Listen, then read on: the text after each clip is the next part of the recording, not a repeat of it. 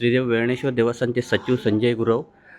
गुरवसाहेब, उद्यापासून वेळणेश्वरचा महाशिवरात्र उत्सव सुरू होतो आहे. भाविकांसाठी आपण कशा प्रकारच्या सुखसोयी योजना केलेल्या आहेत? नमस्कार. स्वयंभू श्रीदेव वेळणेश्वरांचा महाशिवरात्रोत्सव उद्यापासून सुरू होतो आहे. त्याची पूर्वतयारी म्हणून जे भाविक येणार आहेत त्यांच्यासाठी दर्शन मंडप आहे. तिथे येणाऱ्या भाविकांसाठी पिण्याच्या पाण्याची सोय तसंच आरोग्य पथक हे गुरु ग्रामपंचायत वेळणेश्वर वारदे यांच्याकडून नेमण्यात आलेलं आहे. त्यानंतर उद्या सकाळी 4 वाजता देवस्थानचे जे मानकरी पुजारी गुरु आहेत त्यांच्याकडून पहिली पूजा होईल संपूर्ण गावाची म्हणून.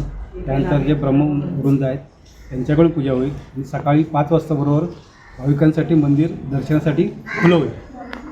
त्यानंतर जे येणारे भाविक आहेत त्यांच्यासाठी सुद्धा देवस्थान जे भाविक आहेत दाते आहेत त्यांच्याकडून प्रसादाचं वाटप होणार आहे आणि दिवसभर हा कार्यक्रम चालू राहणार आहे.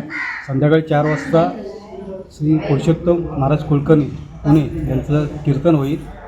त्यानंतर परिसरातील पंचवर्षातील जी भजन मंडळ आहेत त्यांची भजनं होणार आहे. रात्री 10 वाजताही पुन्हा कीर्तन होईल. त्यानंतर रात्री बरोबर 12 वाजता स्वयंभू वेळणेश्वरांची रथयात्रा मंदिर परिसरात होईल.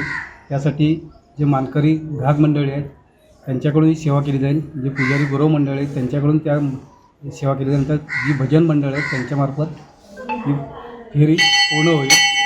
नंतर दुसऱ्या दिवशी शिवपूजा. ही शिवपूजा म्हणजे जे भाविक मंदिराच्या गाभाऱ्यात दर्शनासाठी जाऊ शकत नाही त्यांच्यासाठी ही पूजा बाहेर मांडली जाईल. आणि तिसऱ्या दिवशी संपूर्ण शिवयाग या कार्यक्रमाचं समाप्ती शिवयाग होईल. त्या दुपारी महाप्रसाद असेल. रात्री 12 नंतर ललिताचं कीर्तन होऊन हे 3 दिवसाच्या धार्मिक विधींचा कार्यक्रम संपेल. त्यानंतर 1 तारखेला संपूर्ण गावातील महिला मंडळांचं हळदी कुंकू पार पडेल. त्यानंतर 2 तारखेपासून सांस्कृतिक कार्यक्रम चालू होतील. तर 2 तारखेला सत्यनारायण प्रासादिक भजन मंडळ यांच्यातर्फे राज्यस्तरीय भजन स्पर्धा आयोजित करण्यात आलेली आहे.